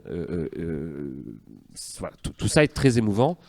On en a eu une démonstration à l'occasion des Journées du patrimoine, où j'ai senti le public touché par cet hymne, par la voix de Mimi Messier. Et donc j'invite vraiment tout le monde à aller écouter cet hymne. Vous pouvez accéder aux bandes sonores, aux capsules sonores sur le site internet de la mairie, pour ceux qui vont sur le site internet de la mairie. Je crois bien, en tout cas c'est censé avoir été fait, je crois que c'est fait, je ne vais pas les vérifier, mais je crois bien que c'est présent sur le site internet. Et merci Mimi Messier, je vous embrasse très très fort. On vous embrasse très très fort. Je passe la convention au vote, c'est OK pour tout le monde ? Très bien, merci beaucoup Virginie. Delphine, tu prends la parole s'il te plaît au sujet de l'adoption du tableau de financement proposé par le Conseil départemental de la Gironde, merci le Conseil départemental, dans le cadre de la convention d'aménagement d'école. Gros sujet qui va nous mobiliser au cours des années qui arrivent. Je t'en prie Delphine. Oui, alors en fait, il est nécessaire de faire des travaux au sein de l'école, puisque comme vous le savez, la commune est amenée à s'accroître encore plus. Et donc, nous avons voulu profiter de subventions proposées par le conseil départemental. Et donc, dans le cadre d'une convention, d'aménagement des écoles, nous avons mis en place un comité de pilotage avec les parents d'élèves, les enseignants, les ATSEM, le périscolaire, le département et le cabinet d'architectes qui a suivi, qui a réalisé tout ce projet, qui s'appelle le cabinet Métaphore. Donc à la suite de ce COPIL, il a été décidé il a été créé différentes fiches actions pour prévoir des travaux au sein de l'école, notamment l'agrandissement des réfectoires de la cantine, du restaurant scolaire, la création de bâtiments au niveau de la maternelle, pour que la maternelle puisse dégager des classes qu'elles occupent actuellement au sein de l'élémentaire. Il y a également des préfabriqués, des modulaires. Et donc, du coup, il y aurait cette création de bâtiments, la rénovation des bâtiments existants, puisque, en fait, il y a des gros travaux à faire pour diminuer les charges au niveau de l'énergie. Il y a des travaux également à faire au niveau des écoles, comme on disait tout à l'heure, pour désimperméabiliser les cours. Bref, tout ceci nous amène à de gros travaux à faire sur un montant total de plus de 6 520 825 000 euros. Donc ça fait des gros travaux qui seraient réalisés sur une période de 3 ans, on espère 4 ans, donc à compter de 2026. Et le département nous accompagnerait pour un montant de 528 730 euros. Donc ce soir, on demande d'approuver ce tableau de financement et d'autoriser Monsieur le maire à signer tous les documents nécessaires. Y a-t-il des questions peut-être sur ce gros sujet qui vraiment va mobiliser les finances municipales, notamment sur un plan pluriannuel? Je vous en prie, Mme. Oui, c'est le montant de cette subvention dont on discute ce soir. C'est bien ça. Les finances du département étant ce qu'elles sont à l'heure actuelle, ce financement est-il vraiment assuré ? Puisque quand même si c'est un peu plus de 500 000 €, cela est loin de couvrir la totalité du budget qui est énorme, et sur lequel on peut se poser la question des possibilités de la commune de réaliser ce projet, en fait. Alors, je me permets, Delphine. D'abord, on parle de la restructuration du groupe scolaire d'Izon pour les 30 ans qui viennent. Voilà. C'est ça le sujet. C'est quelle école pour Izon pour les 30 ans qui viennent. Voilà. C'est un sujet qui a été exposé, Delphine a dit, il a bien dit, avec les parents d'élèves, la communauté éducative, vous-même, vous étiez présente en personne, je crois, sauf erreur. Donc il y a un copil qui était constitué sur le sujet, deux scénarios principalement, une nouvelle école ailleurs, où est-ce qu'on fait sur cette école, on a expliqué aux gens le pour, le contre, etc. On s'est calé, on s'est accordé pour dire on restructure cette école, c'est ce qu'il y a de plus pertinent. Et puis après, il y a un cadre législatif qui est mouvant, et notamment un cadre législatif qui nous oblige, et c'est une bonne chose je pense, qui nous oblige à faire des gros efforts d'économie d'énergie.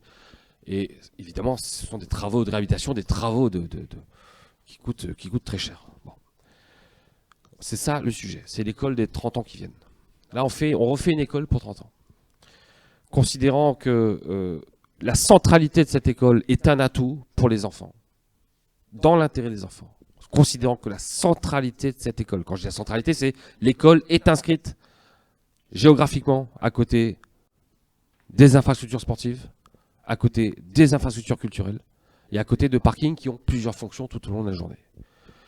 On a considéré, on a estimé, en lien avec le COPIL, que investir dans cette école était la solution la plus opportune, la plus efficiente. Le département a pour habitude d'accompagner les collectivités qui refont leur école ou qui créent des nouvelles écoles. Le département généreux a cette habitude depuis des dizaines d'années. Le département, vous l'avez dit, rencontre de grosses difficultés financières, qui ne sont pas dues à une mauvaise gestion du département, je le dis tout de suite, qui sont propres à tous les conseils départementaux, à tous les départements de France, qui sont dues à une augmentation des charges par transfert de compétences obligatoires. J'ose pas dire parce que l'État se défausse sur les départements, mais c'est la vérité, alors qu'il n'accorde pas aux départements les moyens de faire face à ces charges supplémentaires. Et ce sont des charges, la plupart, qui relèvent de l'action sociale. Sans transfert de recettes, c'est très compliqué pour les départements. Malgré cela, le département maintient ce dispositif de convention d'aménagement d'école. Et pour répondre à votre question directement, ce soir, il est question de délibérer sur le montant des subventions que le département nous accorderait. Et si vous en êtes d'accord, si on se met d'accord ce soir sur ce montant, je vous le dis, le département honorera sa parole. À moins que le département soit supprimé. Mais là, vous voyez, évidemment, je ne sais pas ce que fera le prochain président de la République. Voilà, en tout cas, celui en place avait pour ambition de supprimer l'échelon départemental. D'autres en place aujourd'hui au gouvernement ont la même ambition. Ça se trouve, le débat qu'on a là, vous voyez, il sera réglé dans 3 ans, parce que ça se trouve, dans 3 ans, on dira fini département. Mais en tout cas, tant qu'il y aura un département de la Gironde, le département, oui, pour répondre à votre question, le département honorera sa parole et le département va nous accompagner sur ce sujet, sur cette restructuration. Par ailleurs, il est bien évident que je ne vous demande pas ce soir d'approuver tout le tableau de financement de cette opération. On ne va pas se contenter, bien évidemment, des seules subventions du département. On va aller chercher des subventions également, et beaucoup, je l'espère, du côté de l'État. Évidemment, ce n'est pas le bon moment pour taper à la porte de l'État. Vous avez compris qu'en ce moment, j'ose pas le dire, mais voilà, en ce moment c'est un peu compliqué. Mais évidemment qu'on va y aller. J'ai commencé à en parler, à sonder le sous-préfet sur le sujet. Voilà, sur des travaux de rénovation thermique, par exemple, on peut espérer, alors si évidemment ils arrêtent de taper dans le fond vert, on peut espérer que le fond vert nous accompagne de manière très ambitieuse. Et puis, je vous l'ai dit en commission, on a phasé les travaux, on a phasé cette restructuration. Et donc, on l'a phasé de la manière la plus intelligente possible. C'est-à-dire, on commence par ce qui est absolument indispensable, nécessaire, Et puis progressivement, on va sur ce qu'il est un peu moins, mais qu'il est quand même. Et puis on termine in fine par ce qui n'est pas nécessaire, ce qui serait utile, hein, mais pas nécessaire. Et donc on se laisse ces marges de manœuvre pour éventuellement ajuster notre budget. Voilà. Donc là, quand Delphine parle de 6 millions, évidemment c'est colossal, mais je ne suis pas certain qu'on termine à 6 millions. Ça se trouve, on va s'arrêter à 4. Et ça se trouve, on aura sur les 4 2 millions de subventions. Et j'espère en tout cas au moins 2 millions de subventions sur ce projet. J'ose lâcher le chiffre. Alors évidemment, ça ne dépend pas de moi, hein, ça dépend de l'aide que va nous apporter l'État. Mais sur 3-4 ans, peut-être même 4 ans de subventions cumulées, j'espère bien 2 millions de subventions à minima sur ce projet de restructuration. Voilà, j'ai répondu à vos questions à peu près. Oui, c'est des éclaircissements qui, je pense, étaient nécessaires. Très bien, je vous remercie. Tu veux rajouter quelque chose, Delphine, peut-être? C'est OK? Bien, je passe tableau de financement, cette délib au vote. Qui est contre? Qui s'abstient? Très bien. Je vous remercie de cette unanimité. Virginie, tu reprends la main, Virginie Vidoretta, au sujet de l'adoption d'une charte de mécénat, puis de l'adoption d'une convention de mise en place d'un mécénat culturel. Tu peux peut-être présenter le projet dans sa globalité, si tu veux, et je distinguerai ensuite les deux délibérations. Je t'en prie. Alors, pour faire suite à notre travail sur le patrimoine, nous nous sommes arrêtés sur une carte postale qui est connue de certains, mais pas de tous les Isonnais. C'est la carte postale d'une statue de la Liberté qui était, il y a 100 ans, derrière l'église de Ison. Donc Mimi nous en a parlé et on s'est dit que ça serait quand même une bonne idée de refaire cette statue de la Liberté avec Monsieur le maire. Et le souci, c'était que cette statue de la Liberté n'était pas celle de Bartholdi et de Paris et de New York, c'était une autre, c'était celle typiquement d'Ison. Donc on a fait un long chemin pour comprendre comment elle avait pu être construite. Il y a très peu de traces historiques d'archives sur cette statue, mais on a trouvé sûrement un moyen de parvenir à la reproduire, cette statue de la Liberté. Sauf que forcément, là, les budgets sont plus les mêmes que nos affiches. Donc on s'est dit qu'on allait inclure le maximum de personnes autour de ce projet, parce que c'est un beau projet, il nous semble, de construire une statue de la Liberté, pour ce qu'elle représente et ce qu'elle a pu représenter à Ison, et pourquoi un Isonnais a offert cette statue dans son histoire à sa ville natale. Donc on a souhaité ouvrir cette participation de cette construction de cette statue de la Liberté au mécénat. Donc avec les agents de la mairie, nous avons élaboré une charte de mécénat qui permettrait de réguler en fait les règles, oui, de réguler les dons des entreprises pour cette ou des particuliers. Donc en fait, chaque Isonnais pourrait participer aussi, les entreprises, donc, mais dans les règles que nous on a envie d'établir, c'est-à-dire une charte éthique où on ne prendrait pas n'importe qui pourrait nous aider en fait, pour ainsi dire. Voilà, donc les agents de la municipalité ont établi une charte que nous aimerions proposer au maximum de personnes, aux Isonnais, aux entreprises d'Ison. Donc nous faisons un appel aux entreprises d'Ison. Nous préparons un fascicule pour expliquer aussi l'histoire de cette statue de la Liberté, pour que ça soit un projet aussi collectif de tous les habitants. Voilà. C'est parfait, Virginie. Donc on vous propose ce soir d'abord l'adoption d'une charte de mécénat et ensuite l'adoption d'une convention type de mise en place d'un mécénat culturel. Bon, je passe les deux délibres en même temps. Je précise que l'objectif, quand même, si on parle de la Statue de la Liberté, c'est que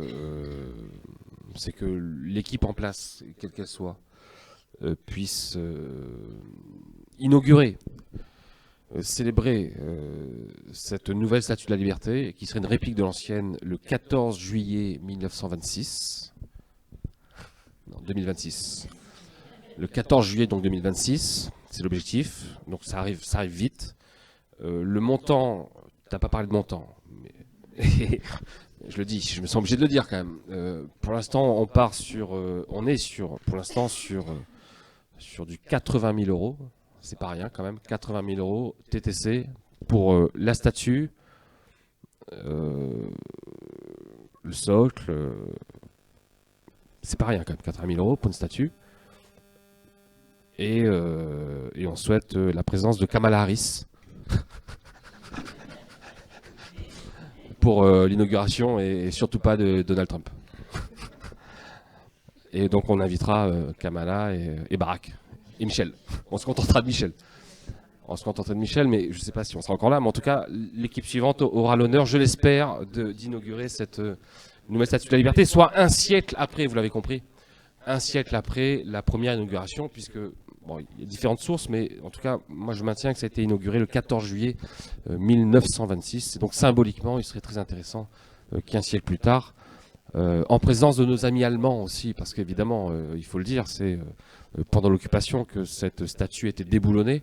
Et donc ça serait symboliquement très fort qu'il y ait à la fois des amis allemands de Dimmelstadt qui soient là, mon collègue allemand peut-être de Dimmelstadt, ou je serais peut-être plus là moi, mais d'autres, et des représentants du consulat des États-Unis, peut-être pas la présidente des États-Unis, mais au moins des représentants du consulat des États-Unis, pour célébrer cette statue de la liberté isonaise. Voilà. Y a-t-il des questions peut-être sur ce projet, sur ces deux conventions, sur l'adoption? Je t'en prie, le micro s'il te plaît, vraiment le micro s'il te plaît, parce que sinon tu n'es pas enregistré en fait.